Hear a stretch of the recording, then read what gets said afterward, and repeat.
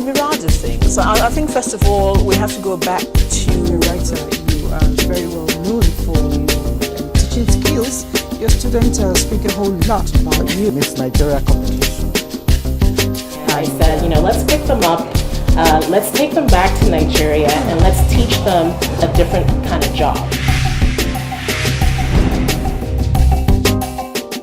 The beauty of a woman lies in her ability to multitask.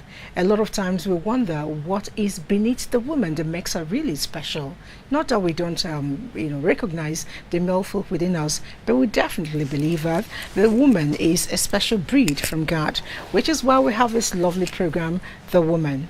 Today I have joined me in the studio a very delectable personality, ever looking radiant, filled with a lot of strength that I personally admire. The former First Lady of Kogi State, in the person of Aisha, Audu Major. You're welcome to the studio. Thank you so much. It's always wonderful to have a chat with you. And I try to follow you up for so long during your tenure and beautiful things you were doing. Well, maybe I get to have I wish this time will permit me to get to ask all the questions I've always wanted to ask. But let me begin by asking what stands out real great in my mind. What is your philosophy of life? Thank you for having me. You look beautiful and it gives me hope. Women have always come from a very disadvantaged point, and that is just because we see it that way. For me, the philosophy of life and all life holds is about hope. We're all prisoners of hope. And I grew up hoping, and though most of those dreams are coming true, you're permanently in prison if hope is the watchword. Okay, somebody was watching a film, I think, Coming to America. It says this is Hollywood, where everybody comes in with a dream. That's right. And if some of them it works out, some of them it doesn't work out. But That's right. Relevantly, it is what you put to place, how you stay focused, that the dreams, begin to work out for you as reality. Now I'm wondering, this philosophy of yours, beautiful. How has it been able to transcend beyond just being a dream to influence what you do or your activities in life? It's been a journey. Like, you agree with me, I'm the struggling type. There are people who, even in comfort, like my late used to tell me, I've never seen one in so much comfort still struggling for so much. And he didn't get it. It was something in me that makes me believe that anything you want in life, you have to go for it. You have to get it. You have to earn it. I don't just believe that it's going to come naturally. I'm just not that type. So even in the most comfortable place where our parents and our families and love always want to place us, the struggle is always within me to hustle for more. I use the word hustle intentionally. Why do you choose the word hustle? Where we come from as women, as Africans and as women, is not a smooth ride at all. Even in the classroom, you must stand out for your instructor or peers to really give it to you. Even if you're good, you must chest it out. And try to prove that I'm good, not because I'm a lady or because I have a face that will be appreciated, but because I know what I'm doing and I'm doing it good, better than you. And so I say it's a hustle, because you never, even when it's supposed to be just a ride, you have to jump to the front line. Yes. Most women will tell you, even though we come to that comfort zone in our husbands' homes and our family place, you still have to compete with the family. Somehow, it's not just a natural thing to be the first lady of the house or the first lady of your family or your husband's church or, the imam's house.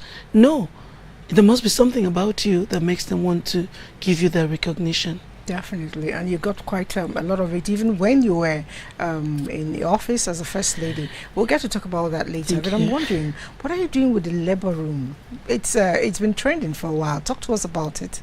Oh, I have a passion for youth development. For me, youth development, whether in the areas of sports or job creation, or simply just giving them knowledge or giving them that platform to hope and bring their dreams to reality, it's what I've found myself doing after leaving office. Before office, before becoming the wife of a governor and becoming a first lady, for me, it was more like making my own dreams come true. And I went through a tremendous phase. It was good when it could be good. There were no favors. People misunderstand you being accepted into the society as something that comes with being connected. We had to get relevant to get connected. Yes. We had to seek for space. Coming from the background that I was, my father was a other rank in the Navy, and he had gotten to that point where no more promotion, what you call a WO2 in the army, and in the Navy, he was a chief petty officer, so they call him chief. I grew up in the barracks, which was a plus for me, and I always wanted to be the best in sales. All of us kids that would try to sell, I won't want to use the word arc so often anymore because there are other meanings, but we would trade for our parents before we go to school, and that formed part of what we were going to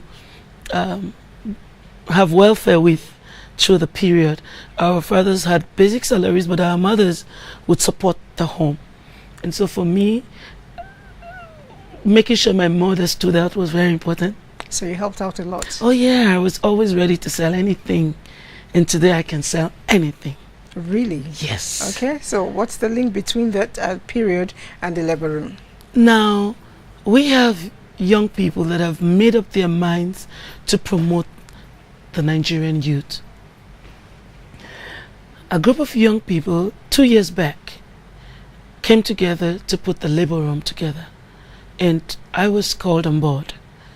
I saw their passion and I went with it. The labor room hosted over 1,000 young children as ambassadors of the rebranding Nigeria.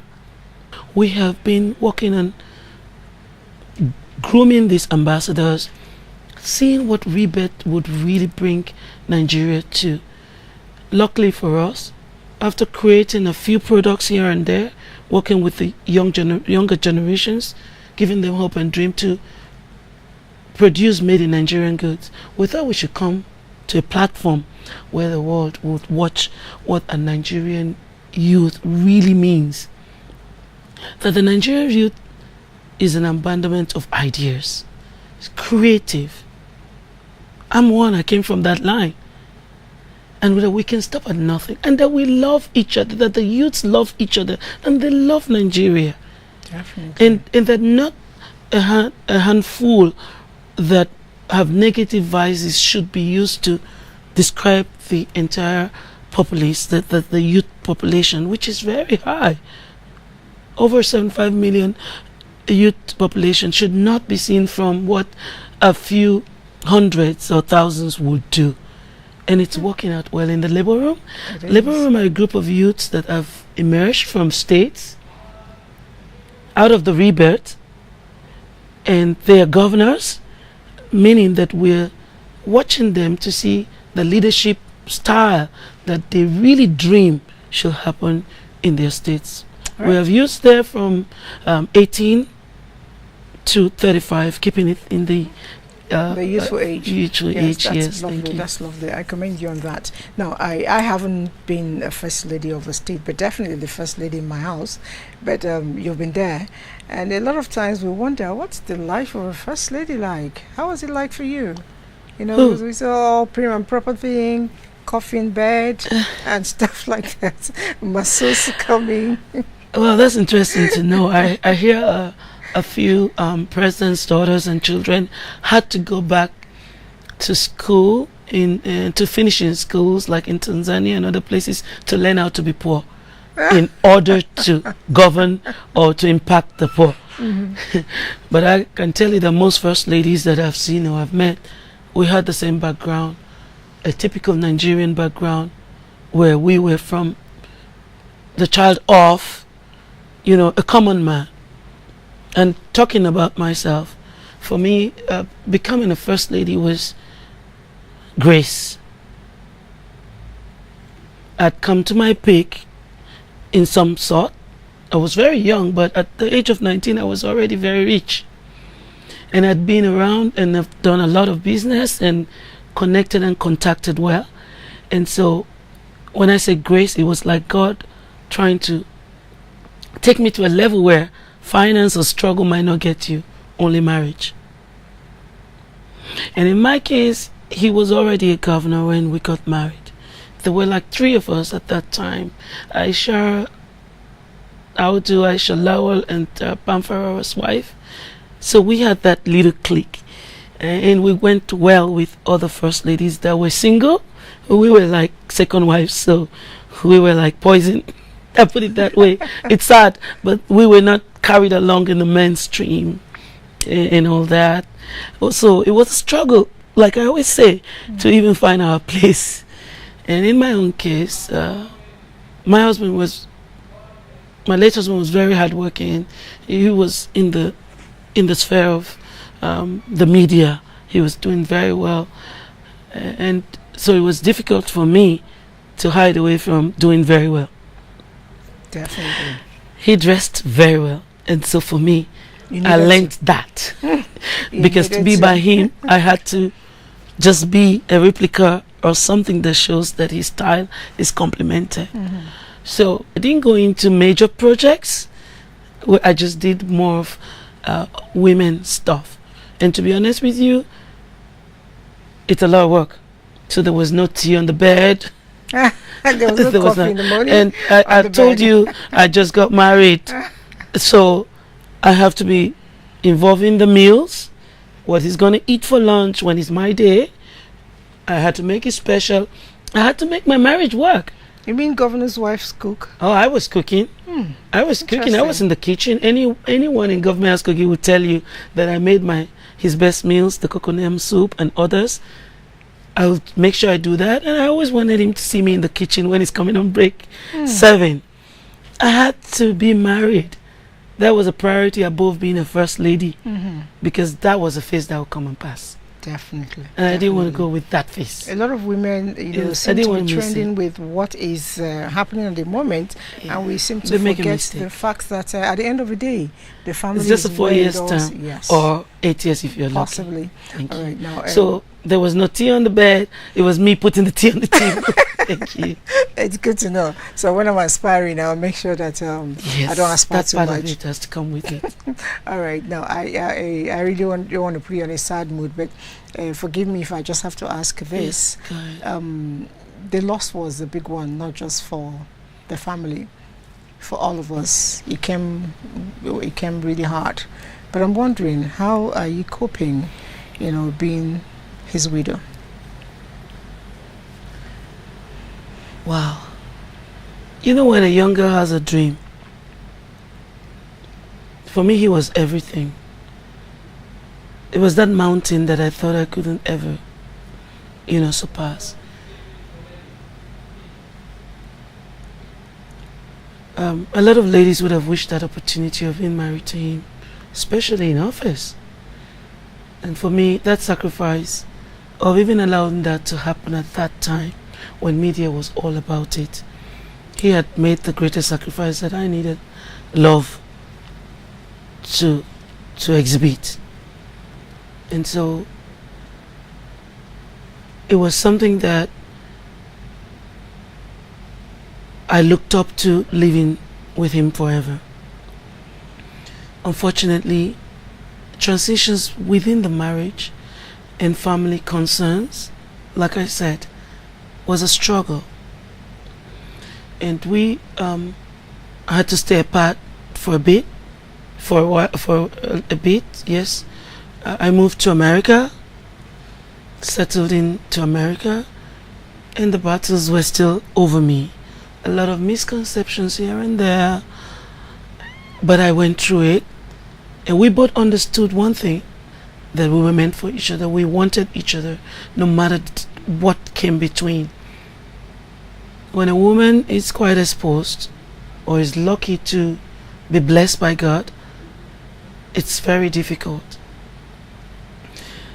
And so the kids had to grow, and we had to keep trying to keep love as part of it with the children now. On trying to gain it back, at the grips of it, when the children will return, his words were very clear. My kids got to return home now. They were born in Government House, Kogi State. They have to come back there to stand by me. In his words, they need to give me my drugs when I need them. Trust. And that broke me, asking reasons why it wouldn't have been me. There's certainly a gap and I agreed to come back home with the kids in where I come from. It happened to the other families after us. Whether you're close with your husband or not, whether you're living together or not, when such a time comes, you would have to come back to do your duty as a wife at home or the mother of your children. Unfortunately for me, you can never wind back the hand of the clock. I take it very personal that as long as I live, Prince will live. He lives in me. He will be honored like the Tafa Balewers and the Nnamdi Azikiwes, because what he did for Kogi people, we're waiting. I'm from Kogi, I'm from Ayangba, the school which his predecessor, or should I say successor, yes, the present governor has offered to name the school After him, Prince Abubakar Audu University. And for me, there's nothing more important, because the truth is that school is right in front of my house. So even in my retirement, he has prepared to be in my face. right? I would say to you that the world felt it. I know even the UN president, Kinmon, complained. Why on that day? And that's a big question that only God can answer. But what I know is that the entire Kogites were moved and would do anything to immortalize him in their minds. He's indeed a hero. One you. will be for a very long time. All right. The show is The Woman. I would want to lift this mood a little bit. We'll be right back. Don't go away. It's The Woman, and it's always a pleasure to have you. We're still with Aisha Audu Omeje. You're welcome to the program, even though I'm in your house. Thank you. In your office, really. That's right. It's a lovely thing. I see lots and lots of award collection. I'm like, when am I going to have all this? It shows how much you've put into the society. I'm really proud of you. Thank you. And I recall sometime I read, I don't know if it's real, you were being pinpointed as going to be the deputy governor of Kogi State. I don't know what happened. Oh my God. You're digging really deep. I guess as soon as we lost the prince of the Niger, it was necessary to come up with a support team that would stand by the anointed governor. I put it that way, because you know all the tussles that went on to before he emerged. And so from the family point of view, I think the political imbalance that came up was Falake at that time still struggling to be the deputy governor or the governor, so that position was left open. The party, APC, which produced the governor, wanted to move forward the constitution also was not so clear. There was nothing predominantly written or that had taken place to say it should be the next runner-up. But for peace, I believe, because later on the constitution now would have favored Falake, but it's not retroactive. By the time all this took place, so much was around it, and the death of the prince. So they closed it with the belief that it was out of our hands. And so I believe my voice was clear that I could be a stand-up for the family at that point. But when the tussle was still on, to be with him or not to be with him, we couldn't win. I couldn't win that. Of course, I had run for deputy governorship of that of course, I had run for gubernatorial election in Kogi State at my early days when I left for America. And so I didn't see it as something that I couldn't handle. Going to actually talk about that, and then are you thinking of coming back? You know? Oh, no. The strength in which I did that was the same strength of the prince. It was out of some tussle within me to prove within the cadre. I always told you that to be even a first lady or a family, to be a first in a family is also a struggle. And so at one point, with all that was going on, too much going on, I had to prove that I was relevant, that I was important in my society, and I couldn't be pushed back or set aside, and I shouldn't be misinterpreted. That what a man can do, a woman can also do. The society doesn't really like that, but I knew also where we were politically, that we were not going to win anyway. No matter what we do. They just needed to make that statement. Make a statement that I was politically relevant to my family. Yes. And if they didn't see it, who else should see it? And so even by not being together, I could still pull a stunt. And I did. What do you think, in your own opinion, it's the setback for women in really, taking the bull by the horn? Right. A lot needs to be done. Women have to be confident. We need to keep building up the confidence of women. And I keep telling them that you can't do it without the men folks. Yeah. You can't. You can't just be bold on your own and not still... I'm not saying suck up to a man. I'm saying still ask a man to allow you the space. Nicely. They will. They did in my case. They've done in Tanzania and in Rwanda. They approved the policies to allow that 40-50% of women should be in the parliament. Nigerians have to come to that point. We women in Nigeria have to come to that point to humble ourselves enough to say we need to step on you by your permission. There's a word I use. When they say women first, I say after men. I say it intentionally because no matter how nice it sounds, the truth is that you still need to do the excuse me to get in front. Yeah, because energy-wise, we're not built the same. But you know what I tell the men? I'm not scared of a man being the head. No. I want to stay the neck because as a neck, I tell the head where it should be. Exactly. So that tells if the head allows. It's very simple. Other women did it in Rwanda and Tanzania and even in South Africa, soliciting the men to allow them to become your partners. We've not done that enough. Our men are quite understanding. Their daughters are coming of age.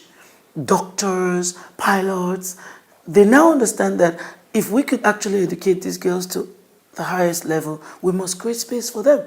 And then coming to think about it, most men rely on their daughters. Exactly. In most parts of the country, men have not started relying on their wives. But come to take it from where you come from the East, the men also rely on their wives. Once they see what you have, they would build you up for themselves. Nation building should look at that too. Okay.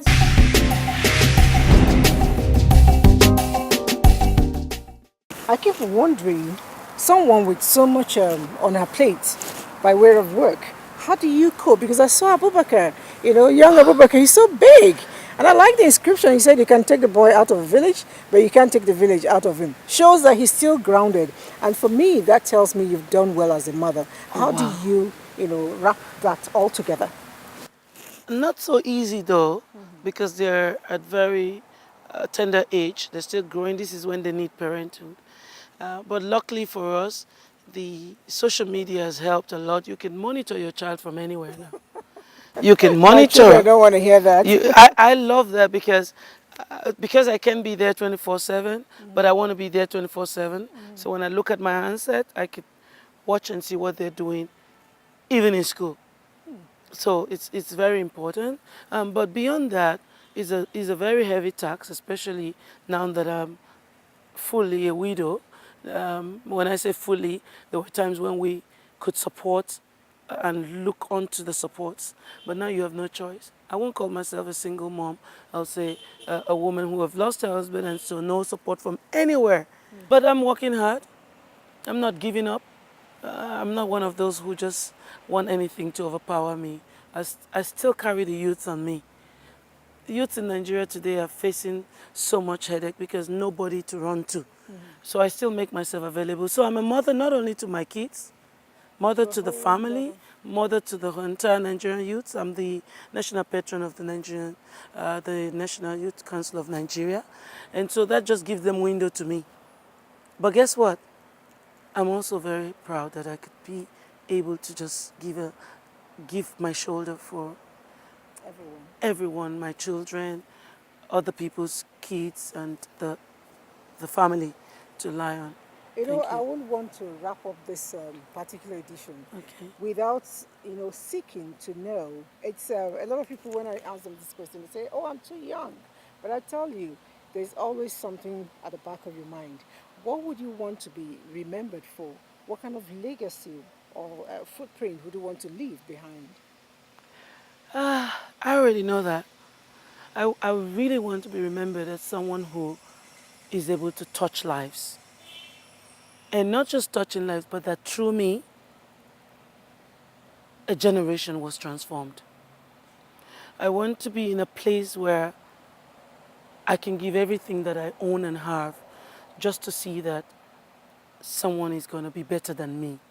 There's nothing greater than looking back and seeing that while you were aspiring, you were able to inspire others so that you'll be remembered permanently. Should I ever aspire? Should I ever retire? No. Thank you. Thank you so much. May I have the golden honor of having a handshake? And possibly a hug? Oh, come on. Thank you so much. It's been a wonderful and I will say time. to you that you've been doing so well with the women. And I want you to take it further. Just encourage them to love each other. And to be strong to serve. It doesn't matter what people say about you. It doesn't matter what people want you to feel. Look beyond that. As a mother, will you stop because someone is criticizing you? Definitely not. Thank you. All right, I won't add any more to that. I'll see you again next week when we bring you another exciting personality on the program, The Woman. My name remains Elizabeth Abwai. See you next time.